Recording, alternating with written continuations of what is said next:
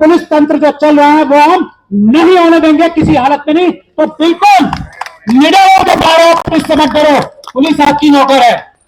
कल जिस तरीके से हमारा अपहरण किया गया था, हम लोगों ने सिर्फ एक बार माफ किया है। पुलिस वाले ध्यान से सुन ले ये बात, एक बार माफ किया है, वो भी नाराज हो, लड़ भी रहा उनसे, लेकिन ये बड़े हृदय के लोग हैं और मैं इनकी इतनी इज्जत करता हूं कि मैं इनके आगे सिर झुकाने पे मजबूर हूं। एक ही बार पुलिस वाले सुन ले, कल जो हमारा अपहरण किया था ना, एफआईआर में दर्ज करा था मैंने, जामा मस्जिद वाली एफआईआर करानी है जैसे मुझे अवगत किया था ना, तो ध्यान से सुन ले। नौकरों का काम है संविधान के हिसाब से काम करना। ये जो अपने बैरियर लगा रखे हैं ना, भानु जी ने जब ये गारंटी दे दी, ये किस लिए बैरियर लगाए यहां पे, अगली बार से बैरियर ना मिले हमें। ध्यान से सुन ले ये बात, ये गैर संवैधानिक गैर कानूनी काम है जो बैरियर लगा रखे हैं। हम इन बैरियरों से नहीं डरते हैं, हम संविधान के रक्षक हैं, हम इन बैरियर की वजह से यहां नहीं रुके हैं। ध्यान से सुन ले, अमित शाह साहब भी और बाकी सब भी लोग, हम इसलिए रुके हैं क्योंकि हम देश में हम नहीं चाहते कानून व्यवस्था टूटे। इसका यह मतलब नहीं है नौकर हमारे सर पर चढ़ के नाचेंगे। हम देश के मालिक हैं, देश की जनता है, पुलिस को हमारी रक्षा करनी है, हमारा अपहरण नहीं करना है, हम पे डंडे नहीं चलाने हैं, तब जब तक हम संविधान के रास्ते पर चल के पीसफुल प्रोटेस्ट कर रहे हैं। पहली चीज मैं ये बता रहा हूं, और ये सबसे बड़ी जरूरत है इस आंदोलन को आगे ले जाने की। हम वकील लोग जिम्मेदारी लेते हैं कि पुलिस आपको तंग नहीं करेगी। पूरे देश में आंदोलन करने के लिए हम जिम्मेदारी लेते हैं। क्या आएंगे, तुम अपनी पूरी ताकत लगा लो, कितने गुंडे बिठा लो, कितने अपने भ्रष्ट अधिकारियों से हम पे गोली चलवा लो, हम पैदल चल के आएंगे और पूरे देश में सिर्फ और सिर्फ बैलेट पेपर से चुनाव कराएंगे।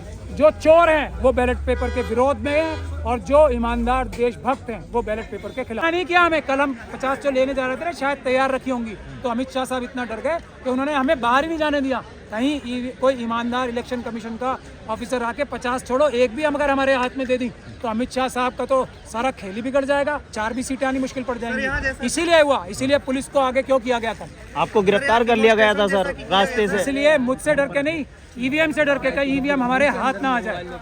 8 मिनट बाकी है आज के लिए। ये कानूनी व्यवस्था गलत है, सिर्फ आज के लिए, वरना हम आपसे बैठ के डिबेट कर सकते हैं। डीपी साहब, डीसीपी साहब, आप हमें कानून में व्यवस्था भी कर सकते 5 बजे खत्म करने की, लेकिन हम इज्जत करते हैं भानु जी की, हम इज्जत करते हैं देश के संविधान की। आज हमने अपना जबान दे रखा है, मैं 1 मिनट में भी बात खत्म करूंगा। ये आंदोलन चलेगा, पेपर बैलेट के लिए चलेगा। दूसरी बात, एक 22 जनवरी की बात में कह के अपनी बात खत्म कर रहा हूं आधे मिनट में। 22 जनवरी को बहुत बड़ा आह्वान हुआ है, सभी लोग अपने धार्मिक स्थलों पर जाएंगे। इस धार्मिक स्थलों पर जाने के वक्त हम लोग सब ऊपर वाले से यह प्रार्थना करें, जिसको जो भी मानता है, कि हम लोग ईवीएम हटा के पेपर बैलेट से ये बैलेट से हम इलेक्शन कराएं। ऐसी सद्बुद्धि हमारे ईमानदार प्रधानमंत्री के मन में, ऐसी सद्बुद्धि हमारे इलेक्शन कमीशन के मन में डाले, ऐसी सद्बुद्धि हमारे सुप्रीम कोर्ट के जजेस के मन में डाले। ये हम चाहते हैं कि हर एक व्यक्ति 22 जनवरी को ये अपने अपने आराध्य, अपने अपने रिस्पेक्टेड, जिसको भी वो ऊपर वाला मानता है, ये प्रार्थना भी करे। और जो लोग इस प्रार्थना को नहीं सुनते उनको इस दुनिया में भी और आने वाली दुनिया में भी सजा दे ऊपर वाला, ऐसी हम गुजारिश और रिक्वेस्ट करते हैं सब लोग ये प्रार्थना करें। बहुत बहुत धन्यवाद। कहने तो बहुत कुछ है, बाद में कभी कहेंगे, अभी तो शुरुआत है, आगे और लड़ाई है। मैं भानु जी को ये देता हूं मंच, क्योंकि हमें 5 बजे खत्म करना है और अब 4-5 मिनट ही बचे। ये नटवर लाल वाला काम, ये अपराध 2014-15 के बाद जो लोग शुरू कर सकते हैं, ईवीएम द्वारा वोट करने से, वीवीपैट द्वारा वोट करने से, ये एक तरीका हमने आपको दिखाया कैसे प्लानिंग करके चोरी की। ऐसे हजारों तरीके और हैं। इसलिए किसी भी हालत में, किसी भी कीमत पे इलेक्शन होगा तो सिर्फ पेपर बैलेट से होगा। ये फ्रॉड हम नहीं होने देंगे। ये इलेक्शन कमीशन है जिसे काला शीशा लगाने की साजिश की।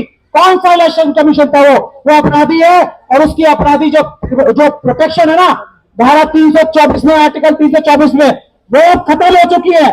तैयार हो जाए वो इलेक्शन कमिश्नर जिन्होंने ये काला शीशा लगाया था फ्रॉड करने के लिए।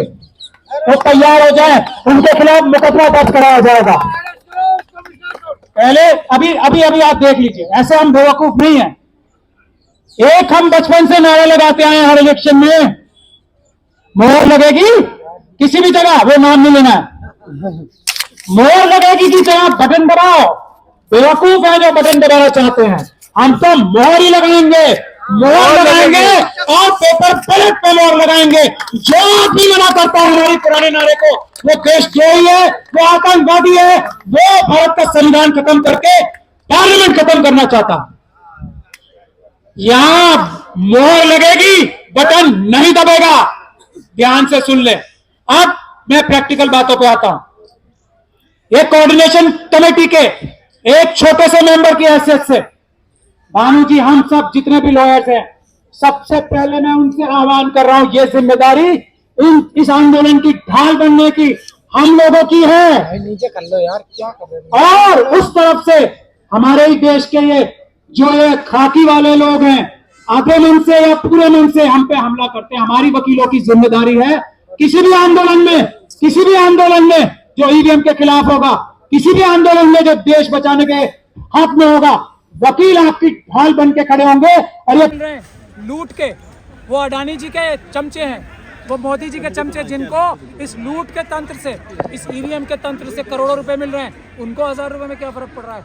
हम लोग जो मेहनत से काम कर रहे हैं, हमको फर्क पड़ता है ना 1000 रुपए में पेट्रोल लेने में, हमको फर्क पड़ता है। अगर हम अपने बच्चों को स्कूल में ही नहीं पढ़ा पा रहे हैं, हमको फर्क पड़ता है। आज जो शिक्षा का अधिकार मिला है वो छीन लिया जाएगा, यूनिवर्सिटीज प्राइवेटाइज हो रही हैं, ये वो लोगों के लिए हो रहा है। इसीलिए वो ये ऐसा माहौल बना रहे हैं। 1000 रुपए वाले सब चोर हैं, 1000 रुपए वाले सब पन्ना प्रमुख हैं।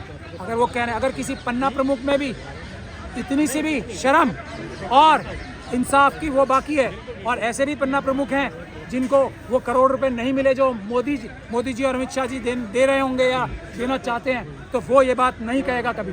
सर उन्होंने शिवराज सिंह, अरे भाई चले जाओ नाम ना सुना यार। किसी ने? सुना है ना, ये वो मुख्यमंत्री थे, आज मुझे नाम याद दिलाना पड़ रहा है उनको।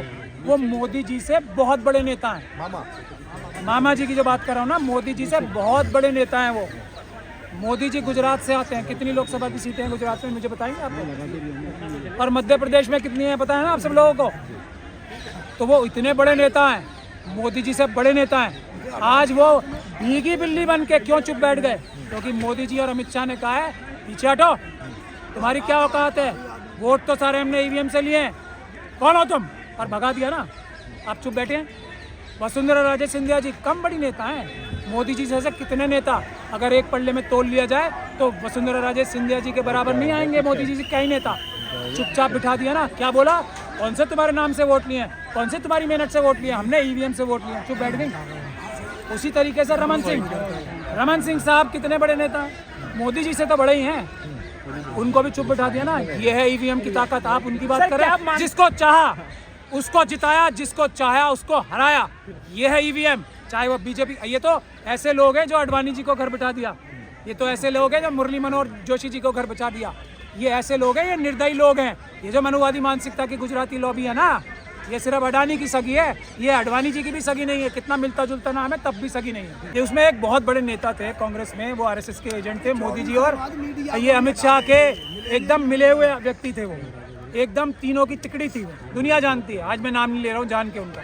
तो ये उन्होंने नाम ले दीजिए, राहुल जी उनसे नाराज हो गए थे, दुनिया जानती है, नाम नहीं ले रहा मैं, आप सब जानते हैं। आज मत ले नाम, क्योंकि मुद्दा भटक जाएगा सर। तो उन्होंने सेट करके ईवीएम मोदी जी को जिताया था 2014 के चुनाव में, ये आपको बता रहा हूँ। उसी व्यक्ति ने अमित शाह साहब की बेल कराई थी सुप्रीम कोर्ट से।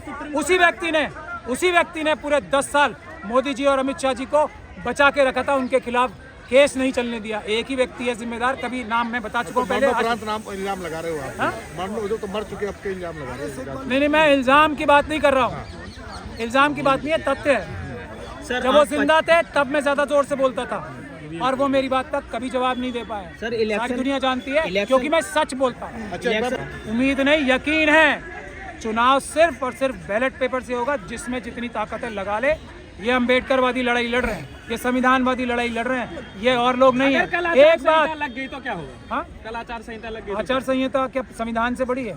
इलेक्शन का डेट का ये जब हम कह रहे हैं कि ये इलेक्शन कमीशन, अभी मैंने आपको एक एग्जांपल दिया है ना, कौन था वो इलेक्शन कमीशन जिसने ये ये जो गहरा काला शीशा लगवा के फ्रॉड करने का प्लान किया था, ऐसे क्रिमिनल्स को हम मानेंगे कुछ?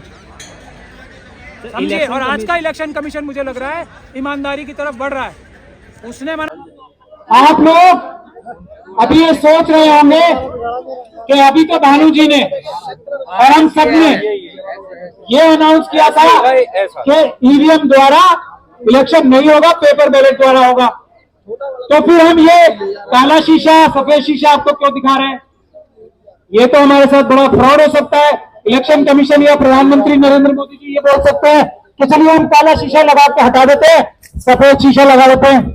ऐसे धोखे में आने वाले हम नहीं हैं। प्रॉब्लम हटाओ, देश बचाओ। ये हमने डिमॉन्स्ट्रेशन यहाँ पे इसलिए कराई थी क्योंकि एक फिल्म आई थी, एक था नटवर लाल। देखिए कितनी महत्वपूर्ण बात मैं आपको बता रहा हूं। सुप्रीम कोर्ट ने यह ऐलान किया था 2013 में सुब्रमण्यम स्वामी साहब की पिटीशन में कि ये जो ईवीएम में मशीन होती है, ईवीएम का जो वोट होता है वो वोट नहीं होता है, वोट सिर्फ वीवीपैट का होता है। वीवीपैट से ही वोट गिना जाता है।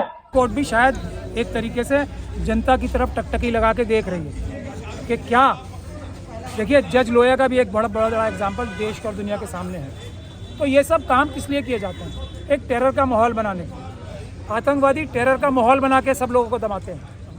टेरर करने से ज़्यादा टेरर का माहौल बनाना खतरनाक होता है। वो टेरर का माहौल बना रखा है। अपोजिशन पार्टीज़ के लीडर्स के घर रोज़ रेड कराई जा रही हैं। भाई रुक जाओ, इलेक्शन तक तो रुक जाओ। भाग जाएगा कोई? जो भाग गए तुम्हारे मित्र, तुमसे मिलते जुलते नामों वाले मित्र जो भाग गए तुम्हारे, उनको पकड़ लाए तुम? क्या नहीं लाए ना? क्यों? क्योंकि उनसे तुम्हारा कुछ ना कुछ संबंध है। जो यहाँ पे बैठे हैं चोर अभी, उनको पकड़ रहे हो। जो तुम्हारी पार्टी से कनेक्टेड चोर हैं, जो रेपिस्ट है, बलात्कारी हैं, जो लूट मचा रखी है, उनको पकड़ रहे हो, उनको छुटवाने की कोशिश कर रहे हो। एक देवेंद्र पाल भुल्लर जी थे ना, सबको पता है ना उनके ऊपर क्या इल्ज़ाम था। उनकी बेल कराई ना एनआईए ने। ये एनआईए का काम है, चार्जशीट समय पे साइन करके बेल कराई ना, ये काम है एनआईए का। तो ऐसे ऐसे काम आप कर सकते हो और जनता को बेवकूफ़ समझ सकते हो। ऐसा नहीं होगा। जनता बेवकूफ़ नहीं है, जनता जाग गई है। ईवीएम से चुनाव नहीं होने देगी, नहीं होने देगी, नहीं होगी। और बैलेट पेपर से चुनाव होंगे। जो जीतना चाहता है वो बैलेट पेपर से भी जीत जाएगा, ईमानदारी से। शुक्रिया, धन्यवाद। चुनाव आयोग बंधक है। जैसे हमें कल बंधक बनाया था ना, वैसे बंधक है। अब एक बंधक व्यक्ति से आप क्या उम्मीद करते हो? सर आपको चुनाव आयोग पर विश्वास नहीं है तो फिर किस पर विश्वास है? हम क्या कह रहे हैं? चुनाव आयोग जो बंधक है उस पर विश्वास ना विश्वास क्या करें? पहले हम जाकर उन्हें आज़ाद कराएंगे, पहले हम उनको ताकत देंगे। जैसे हम सुप्रीम कोर्ट के पास जा रहे हैं, सुप्रीम कोर्ट के 4 जजेस क्या कह चुके हैं कि हम पे दबाव है, सिटिंग जजेस प्रेस कॉन्फ्रेंस करके। अभी जस्टिस कॉल रिटायर हुए हैं, उन्होंने क्या कहा है कि हमसे ऑपोजिशन का काम एक्सपेक्ट मत करो, ऑपोजिशन का काम आप करो, ऑपोजिशन का काम ये है। अब अगर हम सुप्रीम कोर्ट को ताकत देंगे, अगर हम इलेक्शन कमीशन को ताकत देंगे, उनको एक तरीके का जो बंदी बना के रखा हुआ है, केज पैरेट की टर्म सुप्रीम कोर्ट ने सीबीआई के लिए यूज़ की थी। आज शायद बहुत सारे केज पैरेट्स हैं। अगर उन्होंने उनके पिंजरे खोल दिए जनता की ताकत दिखा के, जनता आपके साथ खड़ी है, आपको कैसे भी बनाया हो, किसी ने किसी भी माध्यम से बनाया हो, कितने भी आपके संबंध रहे हो, आपको बनाया हो, लेकिन अब आप भारत के संविधान के तहत देश की जनता के साथ रह के ईमानदारी से काम करें। सर चुनाव आयोग को बंधक मुक्त कराने के लिए अगला कदम आप लोगों का क्या होगा? आज आंदोलन का ऐलान किया है ना, पूरी देश की जनता सड़क पे आएगी। 90% देश की जनता सड़क पे आएगी। तब पता लग जाएगा कि ये कुछ मुट्ठी भर लोगों को पेपर बैलेट से क्या दुश्मनी है। पेपर बैलेट से नहीं जीतेंगे जम्मू से। एक दिन पहले तो ट्रेनें रद्द की जाती हैं, कैसे आएंगे लोग यहाँ पे? पैदल चल के आएंगे। हम सब संविधानवादी हैं, अम्बेडकरवादी हैं। पैदल चल